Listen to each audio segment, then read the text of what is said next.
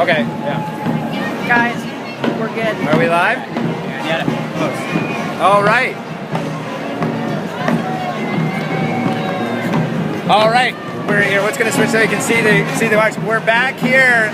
This is Brad Johnson, Climate Brad, back with the People's Climate March, and we're here at peoplesclimate.tv, brought to you, powered by Act.tv. We have people from San Juan, and we have another marching band coming up, and we're gonna get into the scrum and listen to all of them. Come on.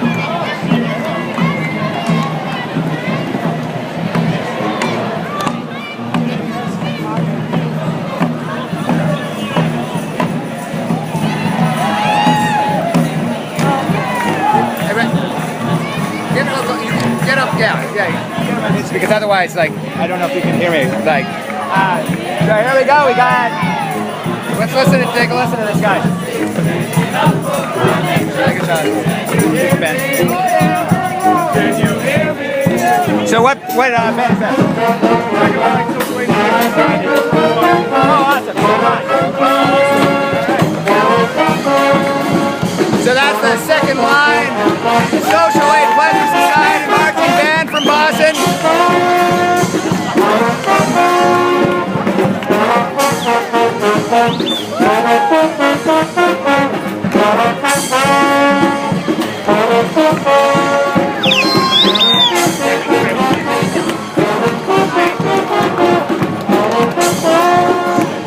Hey, Montana!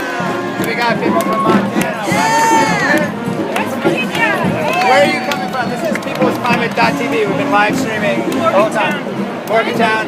And so why are you here today? What is the people of the world need to hear? There's too much propaganda in West Virginia. Too many people there are swayed by big coal, and we need to change that. Big coal and fracking are destroying the state. And is there an alternative? Using less energy to start with, we have to become more energy efficient. And is West Virginia worth saving? I know this is kind of like, I mean, what's beautiful about West Virginia? The mountains, the wildlife, is some of the oldest biosphere in North America. Because it wasn't part of the last ice age, there's more biodiversity in West Virginia than there is anywhere else on the East Coast. And we have to save that. We have to save the communities and the people that live there. Too many communities have been destroyed by mountaintop removal. The water's being destroyed, not just from the coal mining itself, but from the burning of coal. Miners themselves who work underground, their lives are being destroyed. Black lung disease is on the rise in West Virginia. It's not sustainable. Well, I'm so glad that you came out here. Thank you so much. And thank you for lending your voice to this. So yeah, like we're saying, one thing that we've seen is that no matter where people are coming from, these are people on the front lines. We have people from Buffalo, New York here. We've got like online activists at BOZ, the big global activism organization. Uh-oh, we gotta get out of the way. Coming from Buffalo? We come from Buffalo! Go Yankees! Got Appling and Matty Club. Got people from Delaware. That's right. So we're live streaming on peoplesclimate.tv. What's your name? Oh, no, I can't give it. Jeff. Okay, what's your name? I'm Jeff Lott. And why are you coming up from Delaware to be here? Because this is the most important place to be in the United States right now. And you guys look like you have a lot of energy, you're like smiling, but you have to. Did you get? Oh yeah, it's just like, are we getting there? You're not quite there. No. And so why do you still have so much energy? We don't. We're exhausted. Well, why do you have such big smiles then? But we put on a good show. All right. We're great actors and actresses. Well, thank you so much. It's such an important issue. Yeah. For everybody. Thank you too, Megan. All right. The running on fumes. All right, and that was yet another wave. And you can see there's another wave coming. Yeah, we're now at, it is 4:37, so we're in the 5th hour. Actually, I guess there's 5 hours going by, so we're in the 6th hour of the march. We're in like the 8th or 9th hour of coverage here on peoplesclimate.tv. And it's still going, and we're gonna kind of come up to the next wave. Come here. Come on. So this is, as I was saying, like one thing we're seeing is that no matter where people are coming from, people are on the front lines of these fights, whether it's extreme weather disasters, whether it's coal mining, whether it's fracking. No matter where you live, you're seeing the same thing. What do you think that was? So we got people from Colorado right here.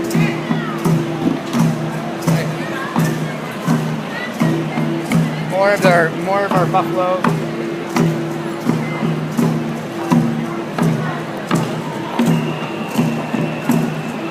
All right, and we're gonna have another wave coming. Let's see. So it seems like there's just like wave after wave. Do you have a sense of how many waves there's been so far today? Like, I mean, that's the first time I've heard anybody say something about being not at the front of the line, or like.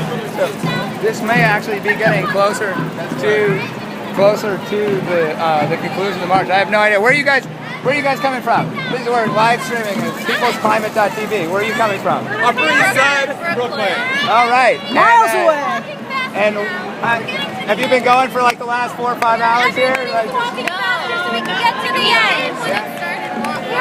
oh yeah? Oh wow. Yeah. And you having a good time today? Yeah. Oh, that's fabulous. I'm so happy that everyone's coming out. All right, great. Yeah, why did you come out? Because we are unhappy with the way our earth is treated right now. And you think that we can do better? Yeah. All right. Recycle! All right. All right, we have another little float coming up. A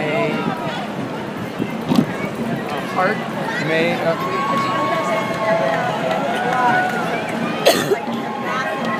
Where are you guys from? Where are you from? Here, we're just going to do a little interview with Mike Brune, the head of Sierra Club, when he gets off the phone. So we'll wait a second. There we go. Across the Atlantic.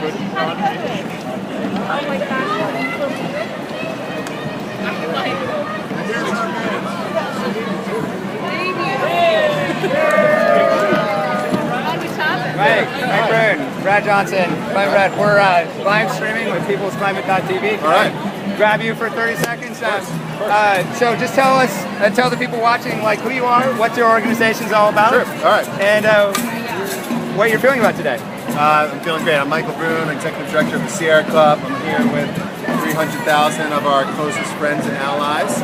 And you know, for years we have been building to this moment. We've been working to actually be a movement, and today we are. What, like, tell us what that means. Like, why do you say that? Because we have people from everywhere here. People from the West Coast, the East Coast, the Great Lakes, the Gulf. We have people who are fighting tar sands, fighting fracking, fighting coal exports, fighting coal everywhere, fighting every part of the fossil fuel industry.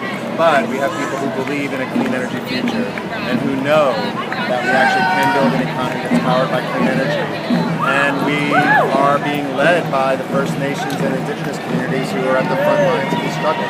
And what can people do to get more involved? Like people who are watching or learning about this march, what can people do to get more involved? Like learn about your organization? There's a million things to do. So Sierra Club at sierraclub.org, 350.org. There are hundreds of organizations. Actually, go to peoplesclimatemarch.org. You'll find 1,500 organizations out there. Small groups, large groups, groups who are coming together as part of a movement. Find one in your neighborhood, find 5 in your neighborhood, hook up with all of them. And finally, what's your message to like the world leaders who are coming here? Like you have the heads of state, you have the multinational CEOs of like Exxon, Alstom, Monsanto are all coming here. You have the World Bank, they're all coming here to talk climate. What's your message to them? Clean energy economy is inevitable. All right, thank you so much. All right, Thank you. The police were behind us. Yeah, we're gonna go for it. Thank you guys. Thank you. All right, that was Mike Brune, the executive director of the Sierra Club, one of the oldest and most influential environmental organizations in the nation. And as he was talking, this march represents a real new start for the environmental movement. When it was born in the 1970s, it looked a lot more like this, and it had become really kind of the environmental groups kind of became institutions, and now you're seeing this real rejuvenation around what is unfortunately a global crisis that faces us all. And we're about to hit another wave, so let's go come and see. Why do you think it's been so difficult to get a critical mass around environmental issues in this generation? I mean, like, you've seen like tens of thousands, 100,000 people like come out for like Earth Days and things. A lot of it's just the challenge of like there was a lot, you saw like the success of the environmental movement in the 1970s was responded to by tremendous backlash by corporate polluters, from exploiters, from the extractive industry, and now it's our time to take back the power again.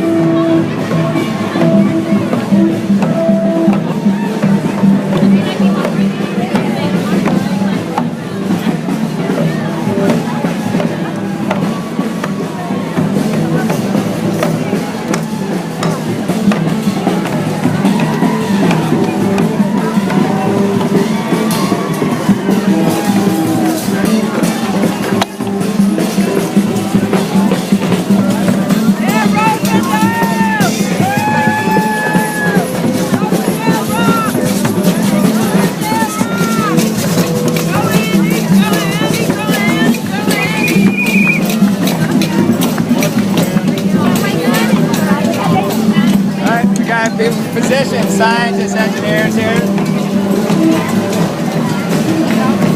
People coming from all over the country. Got people from my hometown, Boston, out here.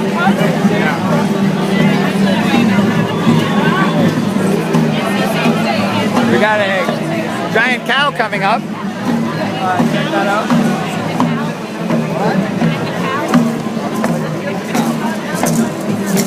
How are you? Good. Yeah, we're live streaming on peoplesclimate.tv right now. I was videotaping this little baby, and I didn't realize I know we this have little the best baby. looking member of the march here. What brings you guys out today? Sustaining the planet, the little one. So you must have been marching for a little while now. A little while. What do you But think you about have like huge smiles on your face. Like, why is that? Yeah. And we have a giant, oh yes, for the Cowspiracy, pointing out the large carbon footprint from like our use of you guys have been to a lot of demonstrations, involved in a lot of demonstrations. What do you think about the turnout today, specifically around climate change?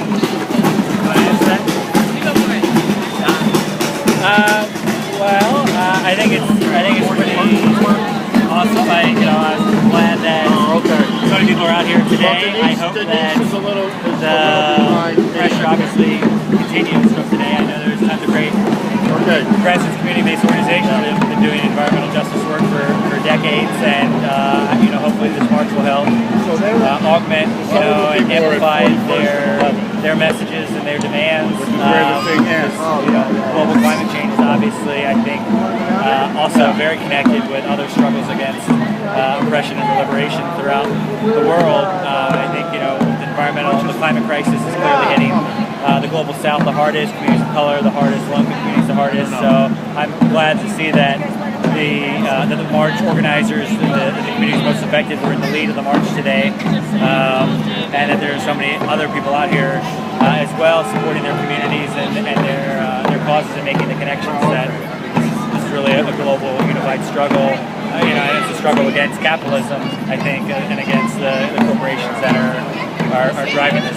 This is Garrett Wright, the former president of the New York City chapter of the National Lawyers Guild, talking about the connection, the interconnectedness of issues. It sounds like there's tomorrow there's going to be major direct action down on Wall Street, the flood Wall Street action, and so I have the feeling there's going to be some Lawyers Guild members who are going to be needed tomorrow. I think so. All right, we're going to keep going.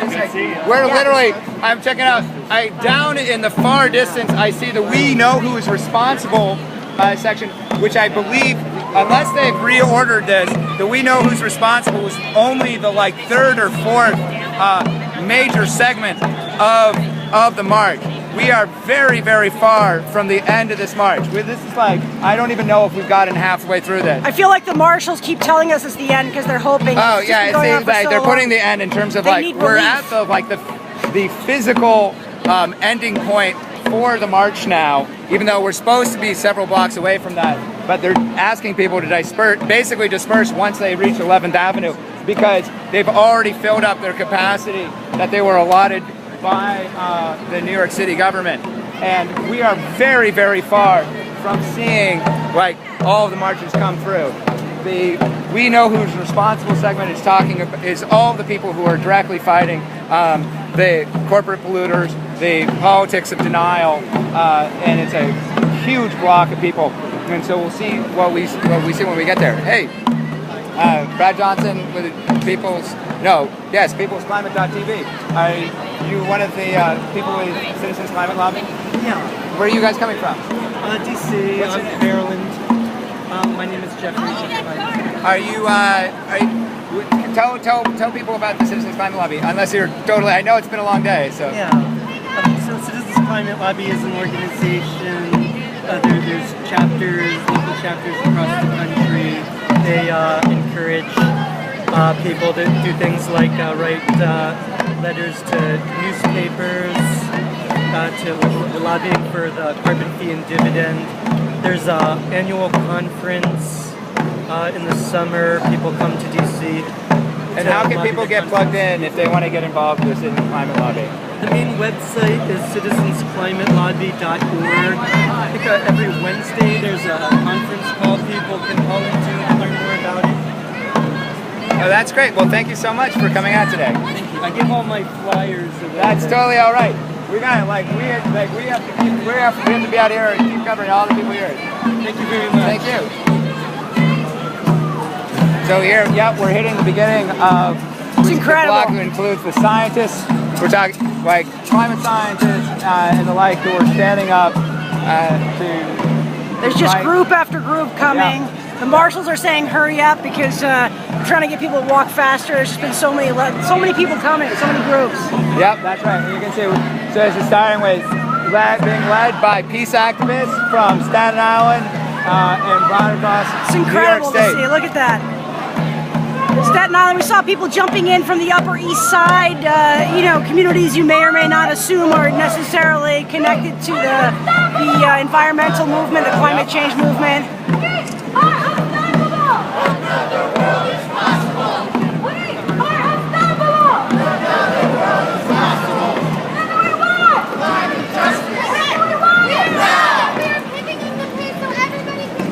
Here again, the marshals are asking people to pick up the pace just because there's such a massive turnout of people. It's almost overwhelming for the marshals handling this parade. Yep. And here we have a block of people from NAACP. Great. There we go. It's been incredible to see so many different groups. Yep. From so many different fights, so many different social justice movements. Yep. Really getting the connections. It's really powerful. And now we have more like floats coming. Literally, I can see for blocks and blocks and blocks, and it's just more people out here. We have Veterans for Peace. We're live streaming here on peoplesclimate.tv. Can we talk to you guys for a second? What's your name? Jack Spula. And you're with Veterans for Peace. Can you tell us what your story is and why you're here? Well, I'm just generally interested in human survival. I'm also opposed to militarism, but I realize that that's one of the biggest generators. When did you serve? All right. 1969 to 75 in Marine Corps Reserve. And you're seeing we're literally starting up a new round of war, sending in new military advisors into Iraq and Syria. It's never ending. And is there a connection that you see between violence, war, and global warming and the pollution of the fossil fuel industry? Yeah, I mean, there's definitely a link in the manufacturing cycle between militarism and industrialism. It looks like right here the slogan today That's what it's all about. says U.S. military, biggest consumer of fossil fuels on Earth. All right, we got to get around the corner because we're otherwise going to get in the marshals. You can see Veterans for Peace. Is this a police officer actually marching in the parade? I think they're I don't know. Making that up. Probably. Wishful thinking. Yeah. So we have Veterans for Peace, Stop the War on Mother Earth. Largest consumer of oil is the U.S. military. Yeah. So says that. Yet another, like, well, that's one thing you're seeing is you're seeing that people are making the connections between all of the various, like, super necessary fights for justice. International turnout here. And they're all ending up as the same fight. Like that global warming, the ravages of global warming, and the extremeness of the fossil fuel industry. These are like essentially just symptoms of a global system that's gotten out of control. It's encouraging. And it's gotten out of control of the people, and I think that's why you're seeing so many people out here today. So we have another large wave of people coming. It's people from Canada, divesting Waterloo. And here's another like a kind of, I believe this is like a revolutionary communist contingent calling out capitalism. And I guess the whole thing is like, I can't say that I'm not speaking as a communist or a socialist, but I do have to admit that like the longer that capitalism just fails to fix the problems that we've created, that voice is going to become heard and more. And you have Jewish Voices for Peace. It's amazing. I mean, don't you think what's especially amazing about this is so often all of these organizations fighting for quote-unquote their issues will acknowledge environmentalism but won't put it on the forefront. Well, I mean, this is what's changed. That's what you're saying. Well, it's like, I mean, the whole thing is just like, a lot of that, there was like an idea that like environmental groups like had the environment covered. And like, it turns out that it's something that requires everybody involved. And to prioritize environmental issues. Here on peoplesclimate.tv. Just wondering if you have any, like, just want to say who you are and like if you have any message for what this day means for you. My name's Ethan Buckner. I work with Forest Ethics, and this day is like the coming out of our movement of movements. Right? We've got labor, we have students, we have frontline folks, we have like anti-capitalists, anti-war. This is what our movement needs, and I hope that this will extend way beyond the 310,000 people that are here today and extend to beautiful, cross-collaborative, transformative campaigns. And Forest Ethics, if people, what does Forest Ethics do? What are they, right now we're fighting pipelines, we're fighting oil by rail, we're fighting for climate justice and environmental justice, and for the end of extreme oil. And how can people, if they want to get more involved or like learn more about Forest Ethics, what should they do? They should go to forestethics.org or check out blast-zone.org. Or like, I'll look up his phone number. We'll tell it on to everybody. Right on. All right. Well, thank you so much. Take care. So this is Brad Johnson, Climate Brad, with the peoplesclimate.tv live stream. We're here, and the march is continuing to go. This is brought to you by ACT.TV. We're here. We're going to stay here, and we're going to keep being here until we get to the end of the march. So I'm not going anywhere. If the and I end hope you don't. exists. Yeah, exactly. So, and every time you see these like these gaps open up, you might think that it's like the end, but it's all they're doing is every so often the cops put a hold to the marchers, let traffic go through, and then they restart the march. So this is very much not the end. You can see down in the distance, there's another stream of people. I see in the far distance more floats, and this is what it's all about. We're gonna take a quick break right now.